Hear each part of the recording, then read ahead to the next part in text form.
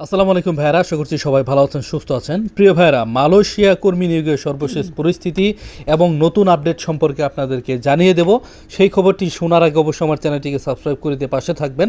তো দেখেন, 15,000 বিদেশি কর্মী নিয়োগের দ্রুত নির্দেশ দেওয়া হয়েছে মালয়েশিয়া কর্মী নিয়োগের যে বুয়েসেল আছে সেইখান থেকে। মালয়েশিয়ার বিভিন্ন সেবা খাত, শিল্প খাতে, বিশেষ করে রেস্তোরাঁ ও অন্যান্য সেবা খাতে তীব্র শ্রমিক সংকট নিরসনের জন্য দেশটিতে থাকা 15,000 মানে বাংলাদেশ থেকে 15,000 বিদেশি কর্মী নিয়োগের আবেদন দ্রুত নিষ্পত্তির নির্দেশ দিয়েছে প্রধানমন্ত্রী দাতুক সেরি আনোয়ার ইব্রাহিম। দাতুক সেরি আনোয়ার ইব্রাহিম হচ্ছে মালয়েশিয়ার প্রধানমন্ত্রী। মানব সম্পদ মন্ত্রণালয়কে সুনির্দিষ্ট অভিবাসন ও শ্রম নীতিমালা অনুসরণ করে এই প্রক্রিয়া সম্পন্ন করার কড়া বার্তা দিয়েছেন। অর্থাৎ 15,000 বিদেশি কর্মী কিন্তু বাংলাদেশ থেকে খুব দ্রুতই নিতে যাচ্ছে। ঠিক আছে, বাংলাদেশের জন্য শ্রমবাজার এই সুখবরের দিনে দীর্ঘদিন শ্রমবাজার বন্ধ থাকলো। বাংলাদেশি কর্মীরা যারা আছে মালয়েশিয়ার শ্রমবাজার পুনরায় উন্মুক্ত হওয়ার কারণে অনেকে আবেদন করতেছে, এখনও করতেছে। আপনি যদি এখনও ঘরে বসে থাকেন তাহলে অবশ্যই আবেদনটা করে নেবেন।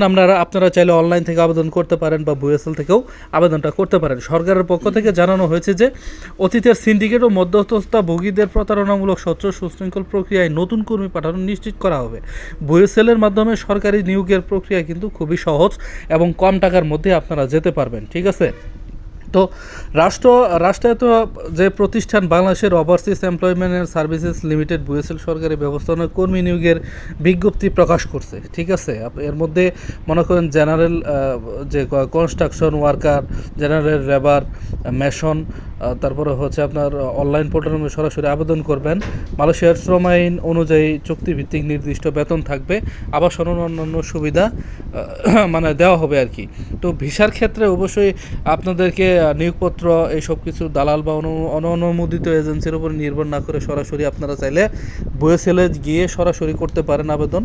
এটি আপনাদের জন্য ভালো হবে। অবশ্যই সমস্ত তথ্য পাসপোর্ট ও জাতীয় পরিচয় পত্রের সাথে মিল রেখে তারপরে আপনি সঠিকভাবে আবেদন করে তারপর আপনি মালয়েশিয়ায় যেতে পারবেন। এবং আপনারা হয়তো বা জেনে থাকবেন যে মালয়েশিয়ায় বেতন এখন কিন্তু অনেক বেশি। ঠিক আছে, বর্তমান সরকার কিন্তু মালয়েশিয়া 1700 রিঙ্গিত থেকে 2000 রিঙ্গিত অর্থাৎ 300 রিঙ্গিত বাড়ানোর কথা বলা হয়েছে, অর্থাৎ 2000 রিঙ্গিত, বাংলাদেশের প্রায় 60 থেকে 70,000 টাকা। ঠিক আছে, তো অবশ্যই আশা করছি সবাই ভালো থাকবেন, সুস্থ থাকবেন। পরে কোনো আপডেট খবর নিয়ে আবার আসছি। ধন্যবাদ, ভালো থাকবেন, আসসালামু আলাইকুম।